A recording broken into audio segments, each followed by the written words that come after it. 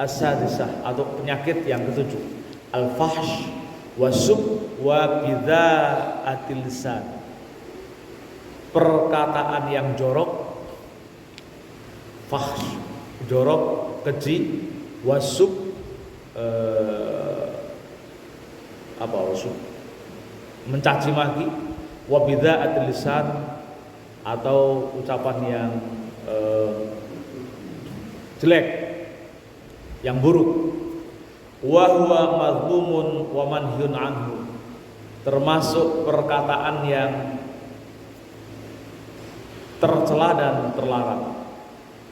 Wa masdaruhul khubth wal lu'm, karena sumbernya adalah dari kekejian, kekotoran dan kehinaan. Qala sallallahu alaihi wasallam, iyyakum wal fahsh fa innallaha ta'ala la yuhibbul fahsy wala tafakhus.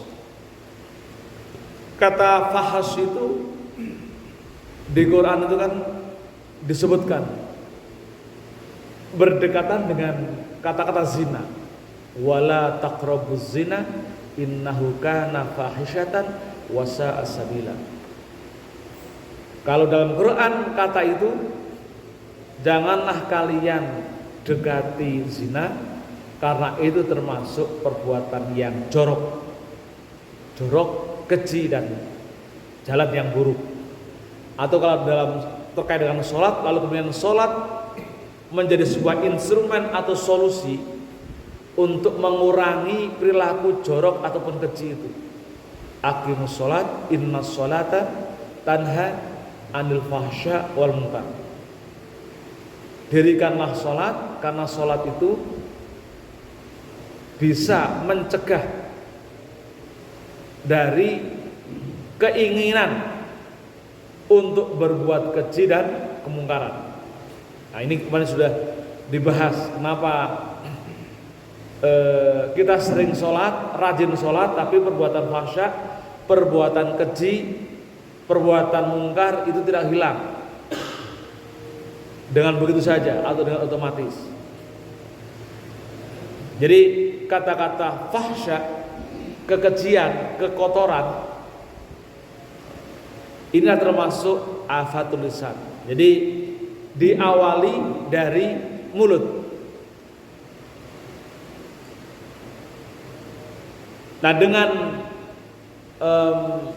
melakukan sholat yang baik, sholat yang minimal, diawali dengan rukun dan fardunya yang terpenuhi terlebih dahulu, lalu kemudian tingkatkan dengan menunaikan sunat-sunatnya. Diharapkan, kita berharap sholat itu bisa mengurangi perbuatan buruk kita. Minimal dalam hal ini keluarnya kata-kata jorok, kata-kata keji itu bisa diminimalisir, syukur-syukur bisa dihilangkan, lalu merembet sampai ke perbuatan. Dan Rasul mengatakan iyyakum wal fahsh, hindari, jauhi perbuatan atau kata-kata yang jorok, yang keji. Fa innallaha ta'ala la yuhibbul fahsya wala tafakhus. Allah tidak menyukai perbuatan yang keji. Wa naha Rasulullah sallallahu alaihi wasallam an antasubba qatli badrin minal musyrikin. Bahkan Rasulullah sallallahu alaihi wasallam itu melarang untuk menjelek-jelekan korban perang Badar meskipun itu dari orang musyrik atau orang kafir. Jadi Rasul saja melarang kepada umat Islam untuk mencela, mencaci maki kepada orang yang sudah mati dari korban atau yang terbunuh di perang Badar. Bayangkan, yang sudah mati itu haram kita cela, apalagi masih hidup kan itu ya. Jadi Rasul menegaskan, melarang, la tasubbu haula fa innahu la yakhlusu ilaihim syai'un mimma taquluna wa tu'dzunal ahya ala innal bid'a lu'mun. Janganlah kalian mencela, mencaci maki mereka-mereka yang sudah mati di perang Badar, karena apa yang kalian katakan, apa yang kalian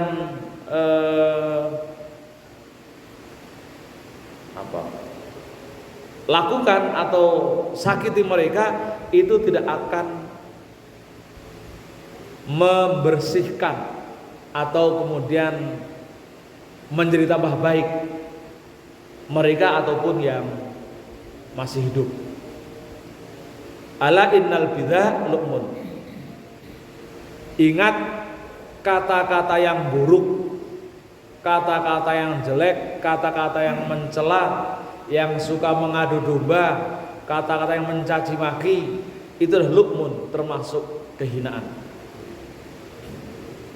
Jadi ini peringatan dari Rasulullah SAW. Jadi mencaci maki, mencela yang sudah mati saja termasuk haram, tidak boleh, apalagi yang hidup.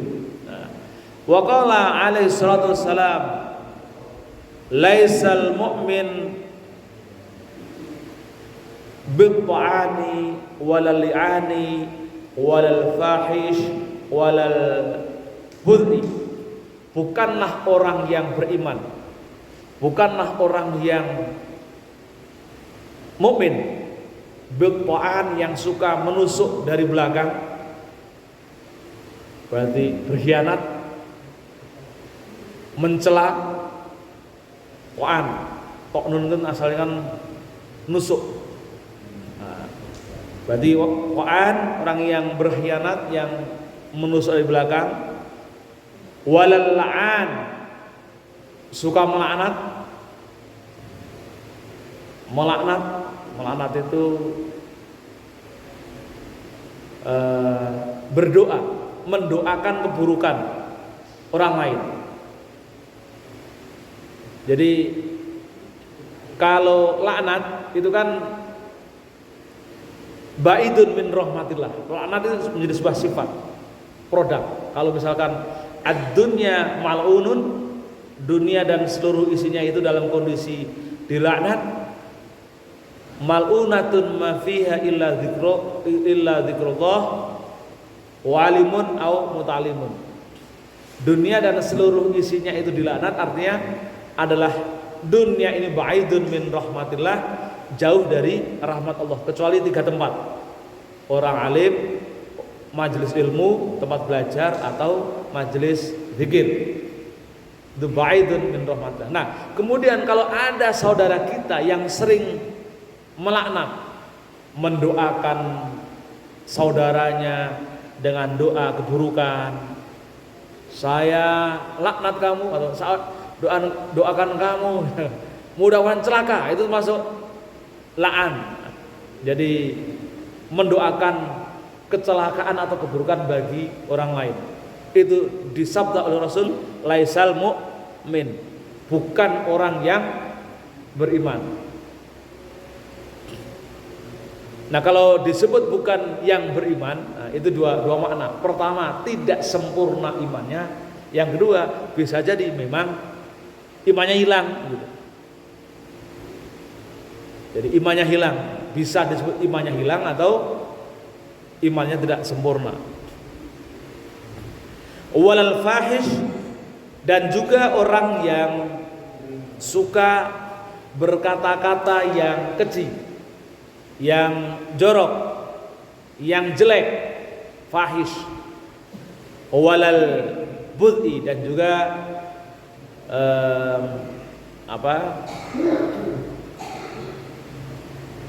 suka berkata-kata yang buruk. Jadi sudah ditandai. Jadi definisi kalau di hadis itu atau di sabda Rasul itu ada kata-kata 3 kategori. Misalkan La yu'minu ahadukum, la imana, tidaklah kalian beriman. Misalkan orang yang tidak menghormati saudaranya, tidak mencintai saudaranya. Nah itu ada yang namanya kalimat atau kata yang sering disamarkan. Dalam bahasa Arab itu begitu. Dalam bahasa Arab itu kata-kata, banyak kata-kata yang dibuang, yang disamarkan. Sehingga kemudian kata ulama ahli nahwu itu sering mengatakan begini, laulal hadza wa dhamir la alimal arabi al hamir. Sekiranya tidak ada kata-kata yang selalu disembunyikan dalam bahasa Arab dan juga kata dhamir, maka kuda pun akan bisa, keledai pun akan bisa belajar bahasa Arab. Itu kata-kata yang begitu puitis, betapa hebatnya para pengguna bahasa Arab atau bahasa Al-Quran itu. Sehingga kemudian ketika misalkan ada kata-kata la sholata liman lam yaqra bi Fatihatil Kitab. Itu kan bahasa Arabnya kan la sholata, tidaklah sholat, liman lam yaqra, bagi orang yang tidak membaca Al-Qur'an, Al-Fatihah. Maka ada kata-kata yang dibuang, yang didhamirkan. Pertama adalah bisa jadi la yasihu sholat, tidak sah sholatnya, atau la itmam sholat, tidak sempurna sholatnya. Ini kalau kita nggak ngaji nggak tahu. Maka kemudian, tapi para ulama sepakat yang muqtadha, yang disimpan, yang dibuang, itulah kata-kata la yasihu, bukan la itmam, la yatimu, bukan tidak sempurna, tapi tidak sah. Maka kemudian ketika berkenaan dengan membaca Fatihah dalam sholat, itu adalah la yasihu, tidak sah sholatnya. Itu namanya hadz, kata-kata yang sering dibuang. Sama dengan ini, laisal mu'min buqa'an. Ini dua pesan, bisa jadi tidak beriman, bukanlah orang beriman, atau tidaklah sempurna imannya.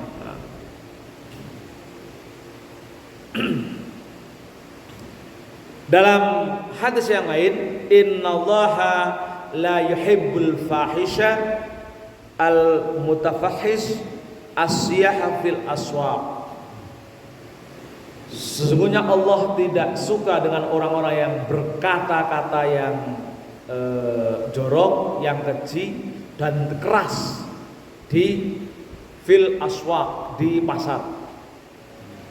Pasar itu kenapa sering disebut sebagai su'ul makan atau aswa'ul makan, tempat yang buruk? Ini dalam Ta'al Muta'alib itu sering disebutkan, pasar itu disebut sebagai tempat yang buruk. Pertama adalah tempat ngumpulnya orang. Orang kalau sudah ngumpul, mesti yang terjadi apa? Ngomongin orang, bergibah. Akan gitu. Jadi maka kemudian dalam hal ini jangan dilihat pasarnya yang buruk, tapi sebenarnya adalah aktivitas di dalam pasar itu. Karena kalau sudah ngumpul mesti ghibah. Artinya kalau kemudian di masjid ngumpul, ngobrol, ngerumpi, kok ghibah, itu akan menjadi tempat yang buruk. Di warung ngumpul lalu terjadi obrolan yang kesana kemari lalu ghibah, maka di tempat itu menjadi tempat yang buruk. Nah, dalam hadis ini keburukan itu yang juga kemudian terjadi adalah ketika berbuat, mengeluarkan kata-kata yang jorok pun, yang tercela, tidak malu-malu ungkapkan secara terang-terangan, bahkan dengan teriak-teriakan, yang sampai kemudian orang lain bisa mendengar. Kira-kira begitu.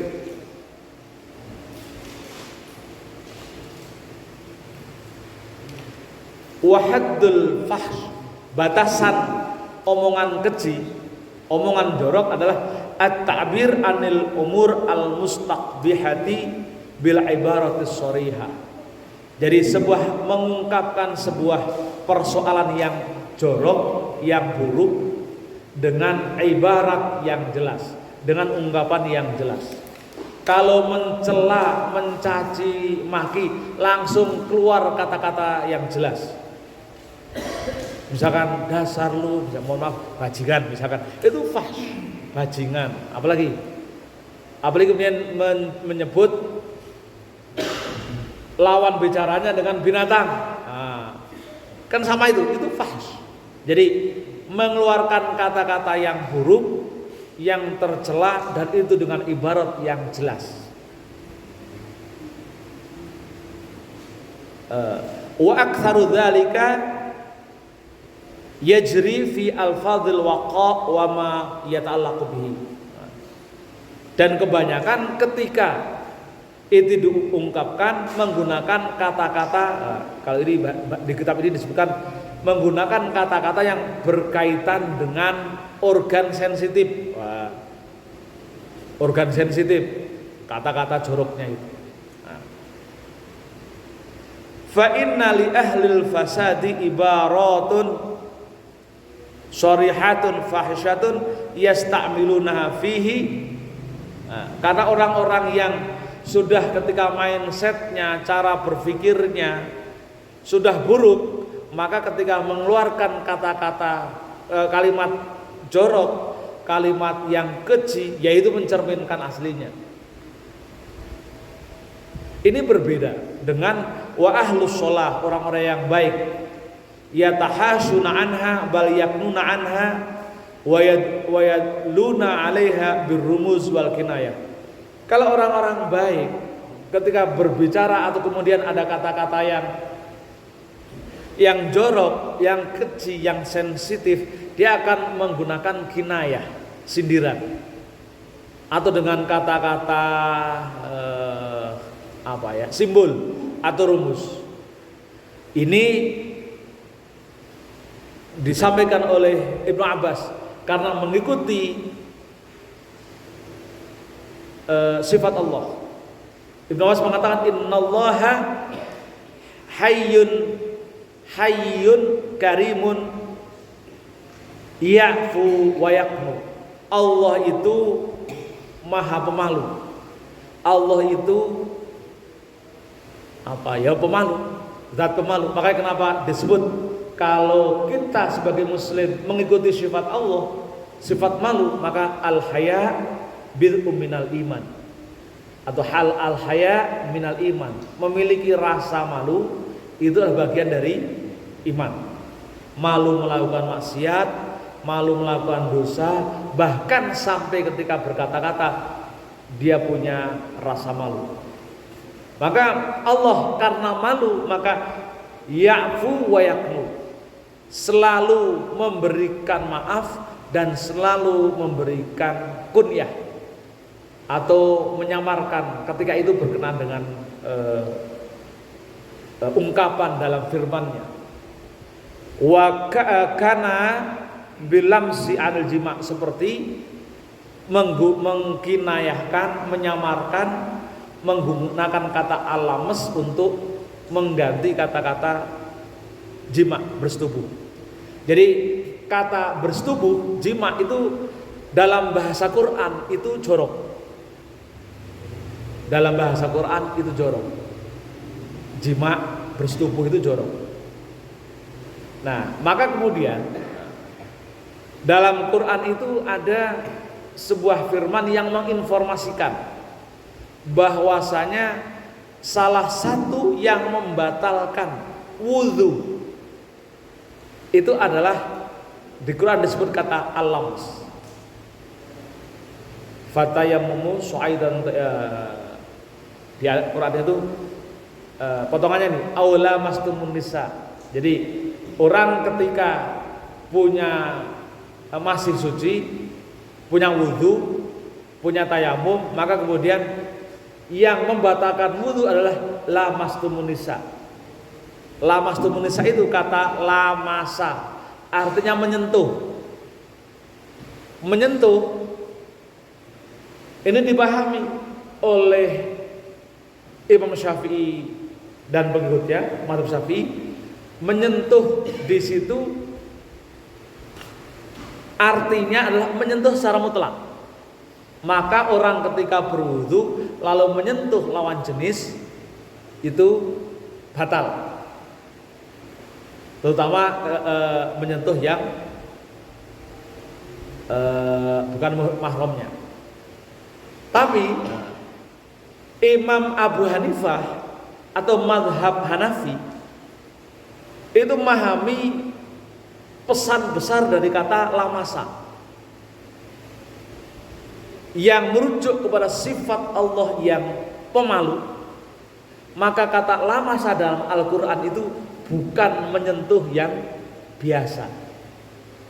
Ini karena Allah malu menggunakan kata-kata misalkan bersetubuh atau jima, dicantumkan dalam Al-Quran karena Allah maha pemalu. Maka kemudian Imam Abu Hanifah memaknai kata al-lams dalam Quran itu adalah bersetubuh. Jadi batalnya seseorang ya wudunya itu kalau dia bersetubuh dengan istrinya, dengan lawan jenis. Jadi kata-kata lames dalam Al-Quran satu sisi dalam mazhab Syafi'i menyentuh secara mutlak membatalkan wudu, tapi menurut mazhab Hanafi atau Imam Abu Hanifah itu maksudnya adalah jima atau wiqa. Kenapa mereka atau beliau menafsirkan kata alamas dengan wiqa atau jima? Karena Allah adalah zat yang maha pemalu. Tidak sembarangan menggunakan kata-kata karena malu. Kalau saking malunya itu, maka Allah siapapun ketika hambanya meminta, Allah malu untuk tidak mengabulkan. Maka sering-seringlah kita berdoa, Inna rabbakum ta'ala, Inna rabbakum tabaraka wa ta'ala hayyun karimun yastahyi min abdihi idza rafa'a yadayhi ilaihi ayyaruddahuma safran.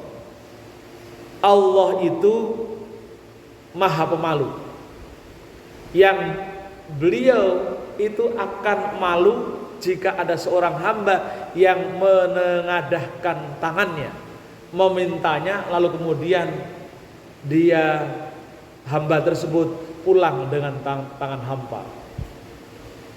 Jadi setiap hari kalau kita minta, kira-kira kalau dengan hadis ini, itu pasti dikabulkan oleh Allah. Karena Allah malu kalau nggak ngasih hamba-hambanya yang berdoa.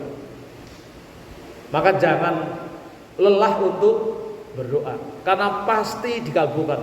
Kalau menurut hadis ini, kalau percaya sama hadis ini, setiap yang kita minta pasti dikabulkan. Cuman kita tidak tahu dikabulkannya itu akan diberikan ke kita kapan. Kan begitu?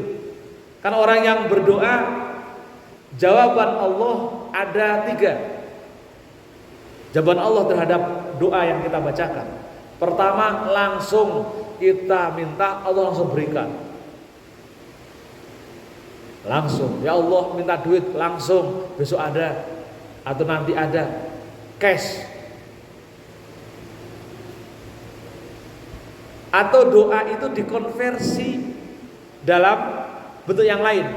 Kita minta apa tapi Allah berikan apa. Mungkin diberikan keselamatan, kan begitu. Kita minta apa tapi Allah memberikan dalam bentuk yang lain.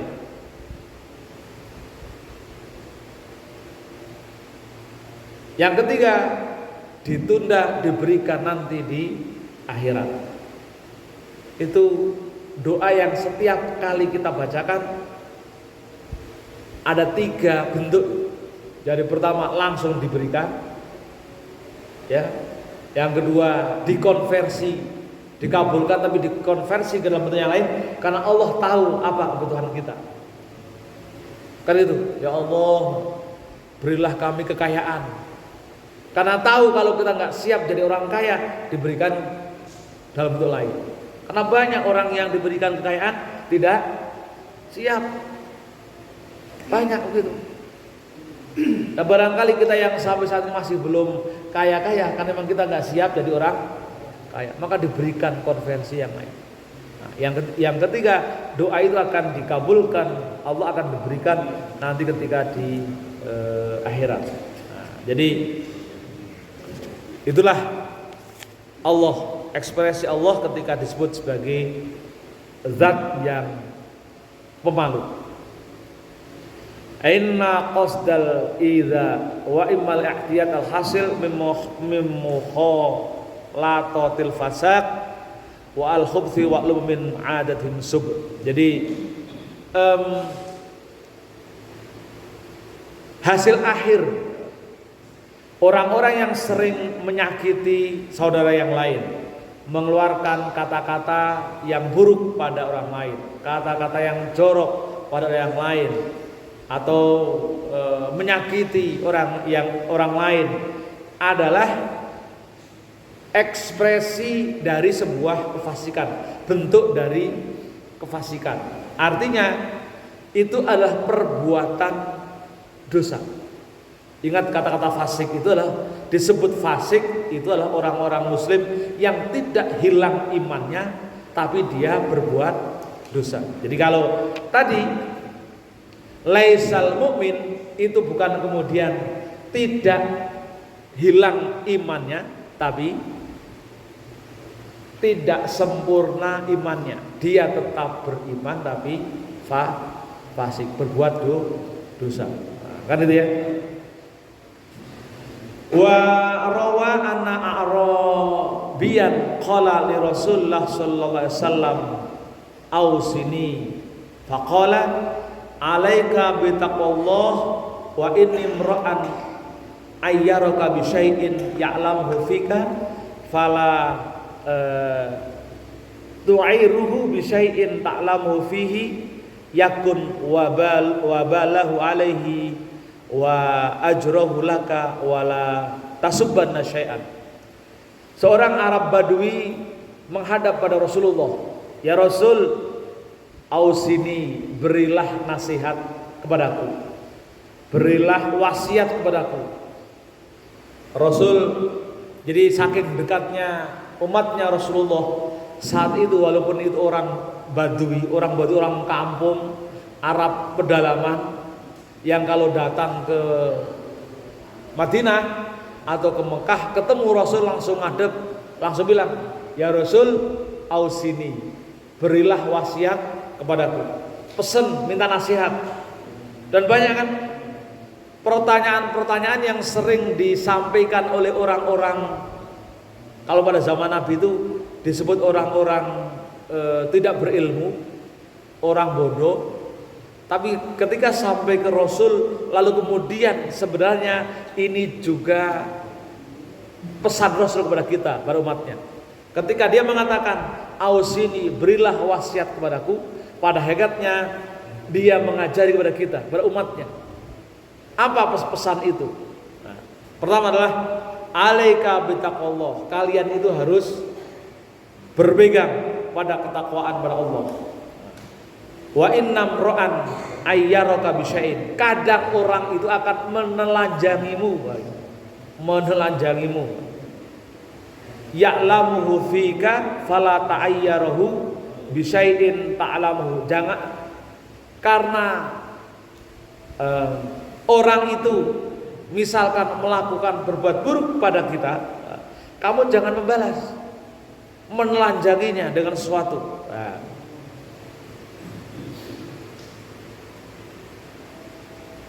Yakun wabalahu alaihi wa ajrahu laka wa la tasuban nasyai'an.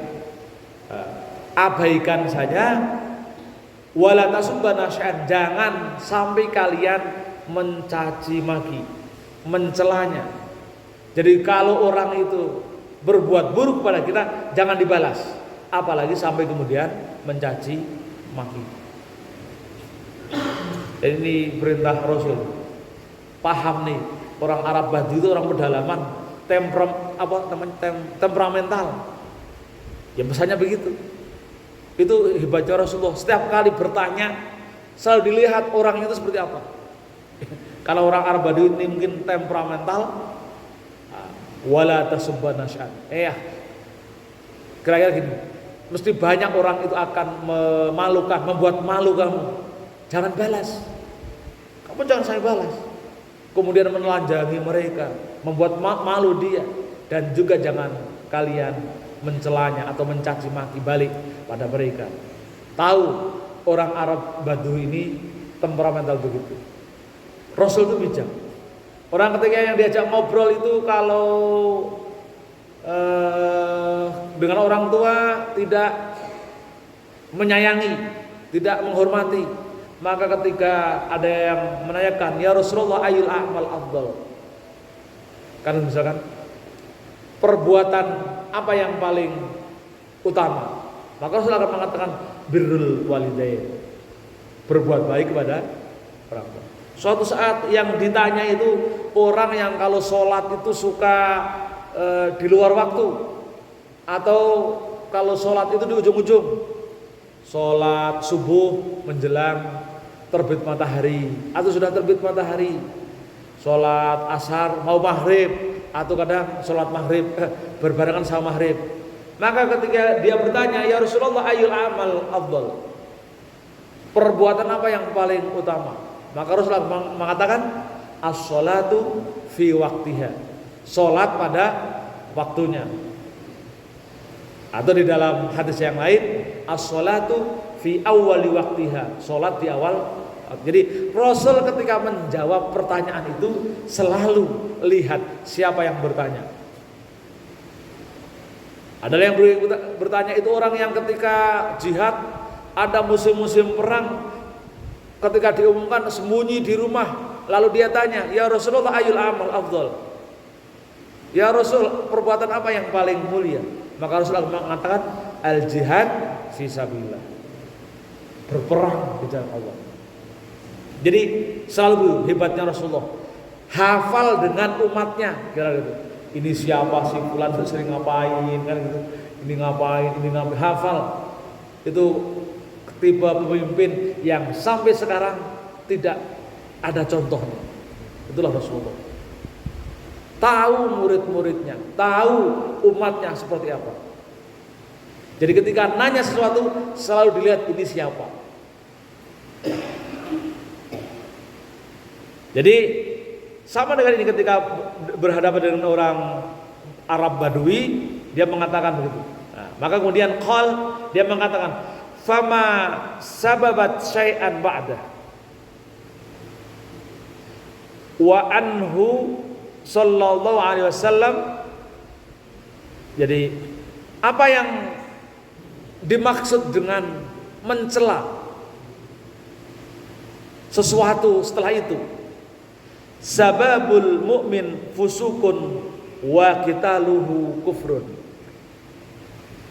Mencela, mencaci maki saudara mukmin yang lain adalah perbuatan fasik. Fasik, ya dosa. Meskipun tidak menghilangkan keimanannya. Jadi misalkan kita ngomong, misalkan ke saudara yang lain, dasar lu kambing, misalkan gitu. Misalkan begitu, itu adalah kefasikan. Dasar kamu ayam, itu adalah kefasikan. Wa qitaluhu kufrun. Kalau sampai kemudian membunuh, maka kekafiran. Jadi kafir. Kalau jadi kafir, hilang imannya. Kalau hilang imannya, masuk neraka. Man qatala mu'minan muta'ammidan fajazauhu finnar. Barang siapa yang membunuh saudara mukmin yang lain dengan sengaja, maka tempatnya di neraka. Dihilang. Kalau kita sampai membunuh, jadi kalau kita berantem sama muslim yang lain lalu sampai mati, maka itu menghilangkan keimanan. Fajazauhu naru jahannam. Wa anhu sallallahu alaihi wasallam, di hadis yang lain Rasul bersabda, mal'unun man sabba walidayhi. Sungguh dilaknat orang yang mencela kedua orang tuanya. Pertanyaannya, adakah orang itu mencaci maki kedua orang tuanya? Nggak ada. Kalau secara langsung mesti nggak ada. Kan itu ya. Wa fi riwayatin min akbaril kabair ayyasubar rajulu walidayhi. Termasuk dosa besar kalau ada anak mencaci maki orang tuanya. Marah-marah, maki-maki, itu dosa besar. Kalau di Quran tadi yang saya baca ketika surat tadi, wala taqul lahuma uffin. Jangan sampai mengatakan walaupun kepada orang tua. Gak mau, apalagi kata-kata, apalagi sampai menghardik, memukul atau mencaci maki. Itu termasuk dosa besar. Gak sopan sama orang tua termasuk dosa besar. Saja dalam Quran disebutkan wala taqul lahuma uffin. Kalau di Quran itu sesuatu yang dilarang itu menunjukkan haram. Sesuatu yang dilarang menunjukkan kalau itu adalah haram. Jadi rata-rata begitu. Wala taqul lahum uffin, kalau di Quran sudah bilang dan jangan, itu mesti artinya haram. Nah, kalau yang saja dilarang, apalagi sampai menendang, memukul, itu lebih dilarang. Maka kemudian min akbaril kabair, termasuk dosa besarnya yang paling besar. Dosa besarnya yang paling besar itu adalah ayyasubbar rajul walidayhi, mencaci maki kedua orang tua. Qalu ya Rasulullah. Lalu para sahabat mengatakan, kaifa yasubbur rajul walidayhi? Adakah seorang anak yang mencaci maki orang tuanya? Jadi pertanyaan itu juga pernah disampaikan oleh sahabat, bahwasanya nyaris mustahil kalau ada anak mencaci maki, mencela orang tuanya, marah-marah sama orang tuanya. Itu hampir mustahil. Maka mereka bertanya, qal, Rasul menjawab, yasubbu abar rajuli fayasubbul akhar abahu. Orang kalau mengolok-olok, mencaci maki, mencela orang tua yang lain, maka pada hakikatnya dia akan mencela orang tuanya sendiri. Jadi kita mencela, ya, dia akan menyerang balik. Misalkan kita ngomong dasar orang tua lu tuh misal bego misalkan, dia akan sakit hati kan, nyerang balik. Maka pada hakikatnya ketika kita mencela orang tua dari orang lain, maka hakikatnya dia mencela pada orang tuanya sendiri, mencaci maki orang tuanya sendiri. Jadi apa namanya itu, bumerang, nyerang orang lain tapi balik. Makanya kemudian kita berbuat buruk pada orang lain, itu akan balik. Itu yang disebut dengan yasubbur rajul walidayhi, mencela, mencaci maki orang lain, pada hakikatnya akan balik menyerang kita. Sama larangan mencela agama lain, Tuhannya agama lain, sama itu dilarang. Ada di firman-Nya, janganlah kalian mencela Tuhannya orang lain, karena pada hakikatnya ketika kamu celah, maka dia akan mencela Tuhan. Jadi kalau kita mencela Tuhannya orang lain, orang beragama lain, maka pada hakikatnya kita sedang mencela Allah. Kenapa? Itu akan balik. Jika ada orang yang mengatakan, wah Tuhan kamu begini misalkan, dengan kata yang jelek, siap-siap saja di majelis mereka akan menyerang Tuhan kita. Kan begitu? Maka kenapa kita dilarang misalkan, misalkan kita punya saudara non muslim yang lain, entah itu Kristiani, entah itu Buddha, jangan dicela Tuhan mereka. Karena pada hakikatnya ketika kita cela mereka, maka kemudian umat mereka, pengikutnya akan mencela Tuhan kita. Maka itu termasuk dosa. Nah, demikian kajian pagi hari ini, mudah-mudahan kita bisa menjaga mulut kita, sehingga kemudian akibat-akibat buruk dari mulut kita bisa diminimalisir. Syukur-syukur kita bisa menghilangkannya. Wallahu a'lam bishawab.